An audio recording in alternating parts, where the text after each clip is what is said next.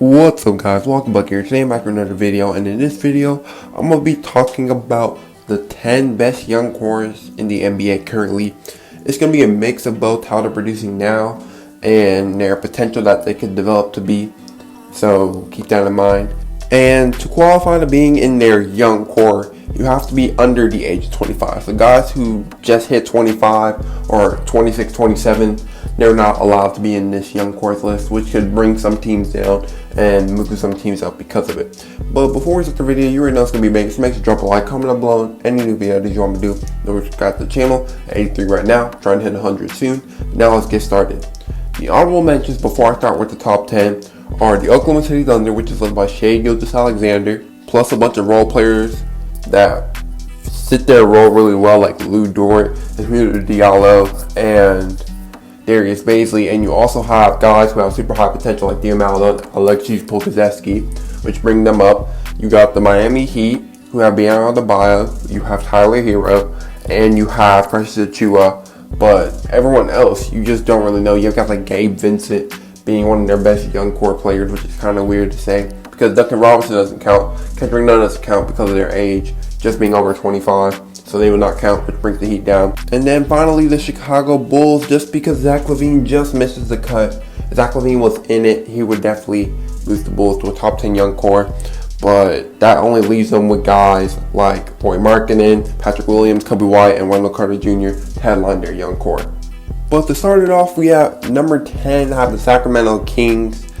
And they are led by a young core led by De'Aaron Fox, which this may surprise you, but I really think De'Aaron Fox is an absolute beast, and the Sacramento Kings young core is underrated because you know how much of a beast De'Aaron Fox is. Tyrese Halliburton should definitely be noticed. In my opinion, he's looked like the best rookie, but I don't think he's going to win Rookie of the Year. I think it belongs to LaMelo Ball because of the fame he has, plus the fact that advanced stats are not really used too much in voting. But you could tell Tyrese Halliburton's already a beast and how much he's impacted. Then you also have Marvin Bagley, who hasn't had the greatest year this year, but you know he's still a really good guy with a lot of potential to be a really good inside force. And then they have a lot of guys that they picked with late picks, along with Chimezie Metu. They have guys like Jamias Ramsey, Robert Woodard, Kyle Guy, Justin James. Hopefully can be some good rotational pieces in the future. Then at number 9, you're going to have the Philadelphia 76ers.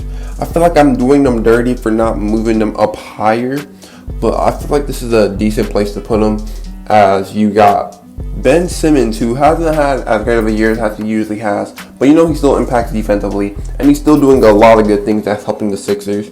You also got Tyrese Maxey, their rookie, who's had a couple beast games.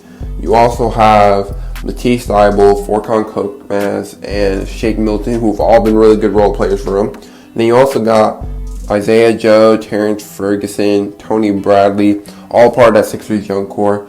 And B just misses the cut, which would have made the Sixers probably in the top 5 at least. But having Ben Simmons plus a lot of good role players, I think that puts them at number 9. And even though I like Tyrese and Bagley over guys like Milton, Korkmaz, Maxey, I think just the all-around role players the Sixers have put them over, along with Simmons being higher on my player ranking list than Fox would be. Then at number 8, we're going to have the Minnesota Timberwolves, who would be higher if Cat counted, but he just misses the cut. But they have a lot of players that include their young core, headlined by D'Angelo Russell and Anthony Edwards, both guys with D'Angelo Russell showing really good flashes of being a star. I think in some people's eyes he's still a star, in some people's he's overrated, but that's y'all's choice to tell. Anthony Edwards has flashes of being a star as well with his athletic frame. And then you also have a lot of other good young role players. Malik Beasley is a 20-point per game scorer and is an absolute beast. Josh Okogie is a lockdown. You also have Jalen McDaniels, who's been a versatile forward, along with Jared Vanderbilt. You also have Jared Culver, who's got some upside. Nas Reed has been a hidden gem for them. And you also have Jordan McLaughlin, Jalen Noel, and Ashton Higgins, along with that Wolves young core. And I just feel like the overall potential of this Wolves young core just put them over the Sixers. I think there's so much upside in Edwards, along with having a borderline star in D'Angelo Russell. And I feel like with all these other young role players next to him, that's just got to put them over the Sixers. At number 7, we have the Dallas Mavericks, and it's pretty clear why I have my number 7. It's mainly just because of Luka Doncic. If KP would have made the cut, the Mavs would have been even higher, but I cannot put them higher because KP didn't make the cut. So it's really just Luka and low role players. But you know how impactful Luka can be. They also have Jalen Brunson, who's also a bucket getter.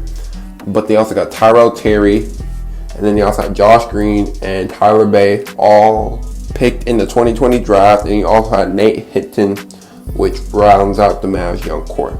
I feel like I'm disrespecting the other young cores for putting the Mavs over them just because of Luka. But hey, it's Luka, and he's only 21. Remember that. Even though at number 6, I'm going to have the Denver Nuggets, as they got Jamal Murray and MPJ headlining the way. MPJ is averaging around 15 points per game on 50% shooting this season, starting in about half the game, battling between him and Will Barton, but he has super high upside being super young. Jamal Murray, you know how much a bucket he is. Even though he has been inconsistent, you can see that he turns up in the playoffs, which is what matters the most. Then you also have a lot of young role players with high upside like Bobo, RJ Hampton, Zeke Naji, and you also have rotational players that they still play like Isaiah Hartenstein, PJ Dozier. And you also round it out with Vlatko Kankar and Marcus Howard.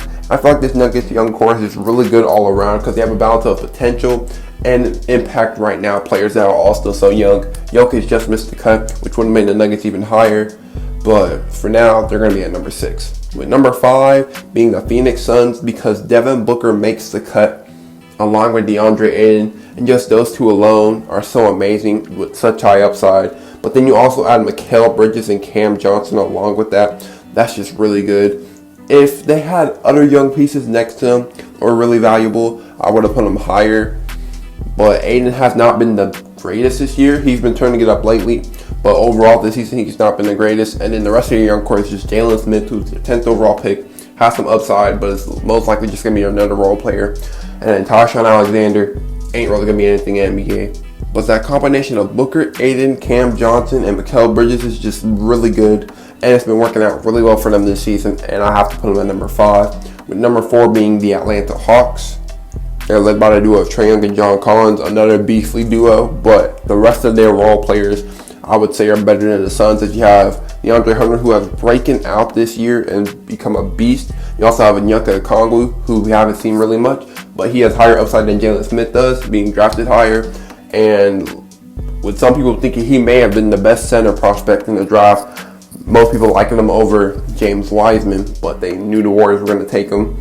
You also have Cam Reddish, who hasn't had the greatest year. He's had a kind of bad year, to be honest, but he still has super high upside. A lot of length, a lot of defensive potential. Bruno Fernando could be a really good young role player. Kevin Huerter, one of their best shooters, and he's another good young role player. But then they also have Skylar Mays and Nathan Knight, who don't really matter, but a lot of good young role players, with the Young Collins duo being near the Ayton Booker duo. They're basically neck and neck. The young role players of the Hawks put them over the edge over the Suns. At number 3, I'm going to have the New Orleans Pelicans, which I talked about how these young role players make a good step. Even though the Pelicans don't really have too many good young role players, I just really like the combination of Zion and Lonzo and how they work really well together, along with Brandon Ingram, who is breaking out. The Pels, low-key, may have just had 2 All-Stars in their young core, in Ingram and Zion. They could both be borderline All-Stars right now. I know both of them won't get it. Probably only one of them, if any of them, will get it. But they're both borderline All-Star productions right now. Lonzo Ball, he works really well with them. Kira Lewis has a lot of high upside. Jack Hayes is a really good backup center and still has a bunch of upside. And then you also have Nickeil Alexander-Walker, who, when he gets playing time, he will feast, even to lead to wins, as he dropped, I think, like 37 points against the Clippers. I know it was over 30, but he had a really good game against the Clippers when he finally got playing time. He's really a beast like that. Wenyen Gabriel and Najee Marshall, not really anything special, but the Zion, Ingram, Lonzo trio, I feel like could be really something special, and they still have solid young role players around them, which puts them at number 3 for me. But number 2, this may surprise you, I'm going to have the Memphis Grizzlies. A lot of you can consider them the best young core in the NBA. I have them over the Pelicans because Ja, JJJ, they're really well. But the role players they have around them are actually really good. As you have Justice Winslow, who's actually a really good young role player. I'm sorry, but Dylan Brooks just missed the cut, which would have boosted them even more. You also have Brandon Clark, who's a really solid steal. Even though he hasn't produced super well this year, he's still producing solid, and it's been working out really well for the Grizzlies right now, even though they're on like a 4-game losing streak, I think. You also have Xavier Tillman, who's been a slight surprise to the Grizzlies. They did not expect him to be this solid already in his rookie year. Desmond Bane, same with him. Anthony Melton, he's been underrated for the Grizzlies. Then you also have John Conchar. You also have Tyus Jones, and you also have Sean McDermott. And this Grizzlies young core is just really special, to be honest. You have a star in Job, a future star who could develop as long as he stay healthy, and Jaren Jackson Jr. You got a really good 6-man / quality starter type player in Brandon Clark, along with Justice Winslow, which if he's able to produce really well, if he fits with the system really well, could be something really special. The Anthony Melton has been a really good role player. Desmond Bane, Xavier Tillman, they've all been really solid, along with Tyus Jones. And this Grizzlies core is really something special, but I'll put them at number 2 because at number 1, I got the Boston Celtics. Tatum, Brown. What else do you need to hear? They have a lot of good young role players, but Tatum and Brown. They're just too amazing. No one has under 25 duo as great as they do. And then you also have Aaron Nesmith, a really good shooter with a lot of potential still to grow. Carson Edwards, young role player, still has a lot of potential to grow.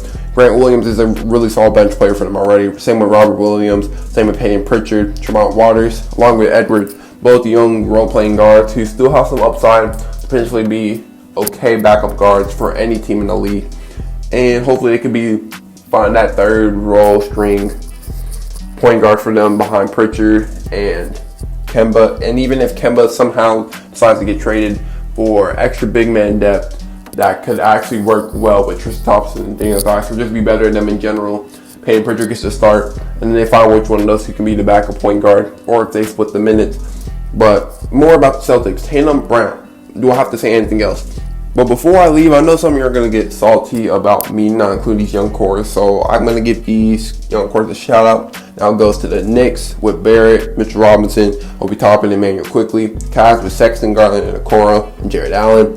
The Hornets with LaMelo, Washington, and Bridges, as Graham didn't make the cut. The Magic with Cole, Fultz, Bamba, and Isaac. Gordon missed the cut. And the Spurs along with them, as Derek White didn't make the cut. What do you guys think about this young cores ranking? Make sure to drop a like, comment down below your opinions, and don't forget to subscribe to the channel. Peace out, guys.